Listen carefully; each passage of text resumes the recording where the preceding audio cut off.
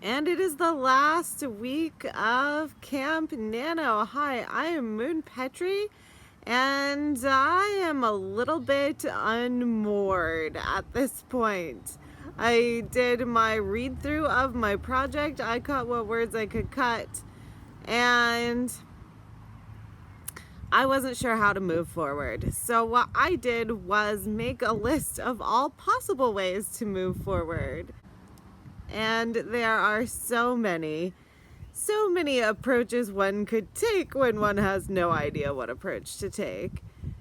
And I decided to do a little experiment. I am spending one day or one chunk of possible writing time attempting each of the things on my list. So I started with the timeline. I had created a timeline as I drafted, but had sort of trailed off toward the end. So one day I worked on the timeline, since the part that I trailed off on was the third act, which is what really needs help. So I spent some time just cementing that and going over the timeline. I spent one day making a list of questions, starting with what if, trying to dig deep and make sure I was not just focused on tiny details, but really willing to shake things up, really asking questions of what if I changed something significant or added or removed something significant. I spent one day looking at AuthorTube videos about third acts. There weren't as many as I was hoping, but Heart Breathings, whom I'd heard recommended from Emily Bourne, has a really great series on story structure, and I really enjoyed and took copious notes on her video about third acts. And yesterday I even did something I have never done before, because frankly it seemed like the thing that was the least work. People talk all the time about creating an aesthetic for a book or a character or whatever, and I have never done it.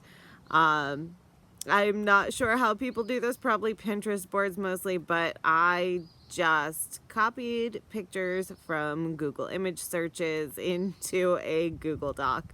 So I was trying to get a firmer sense of the setting. So I think that's a big part of my problem, that the first two acts take place in a setting that I feel really confident about, familiar with, and then the third act takes place in a different setting, and I wasn't sure exactly what it would be like even as I approached it in the drafting stage. And now I'm still not feeling like I really know the place well, and so asking myself some questions about that, what can I do with the place, came up in my what if questions. And so I worked on some getting a visual sense of the space. And today I should do something else that's on my list, but I haven't yet. It's a little chilly. Most of my kids are napping. The one who is not is totally in my space and trying to do his virtual schooling out of the way of the kids that are napping, which is great, but means he's in my way. So I'm gonna see which of the items on my list I can approach, and then eventually I'm going to try to weigh things, which had the best impact and which tactic should I employ for maybe more than a single day to try to get some progress made on this revision. Walked in from recording that, and my little nappers are already up. And it's over. Camp Nano is over. It is the first already. So I did do a couple more things on my checklist of possible approaches.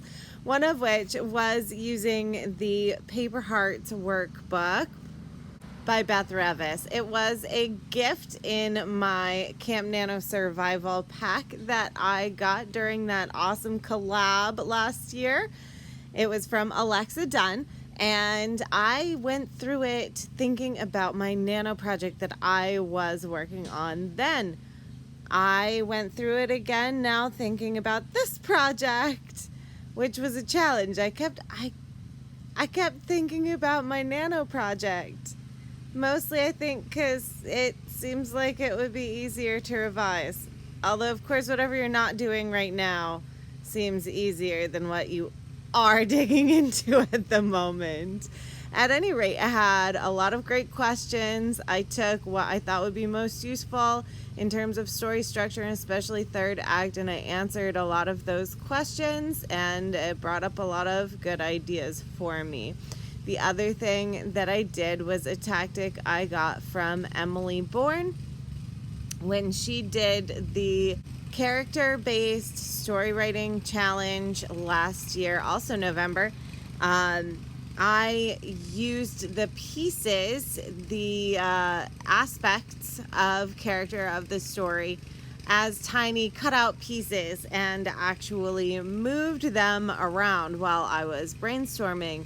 And I have since used this tactic a few times to try to move pieces around and get a better idea of how various things could fit together. So I attempted that as well, taking bits of character, plot, theme, and setting and trying to move them around and jostle stuff loose.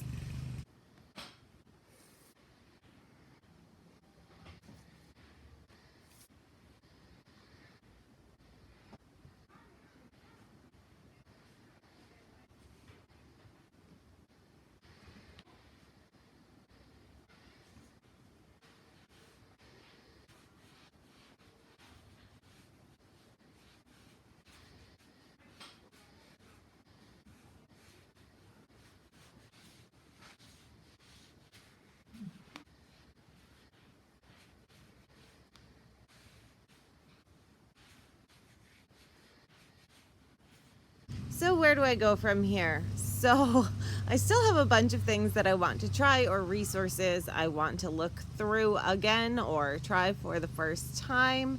Someone named Donald Mass had some worksheets online that I have used in the past, and I also have used Susan Dennard's worksheets in the past, and I thought checking both of those things out again would be helpful.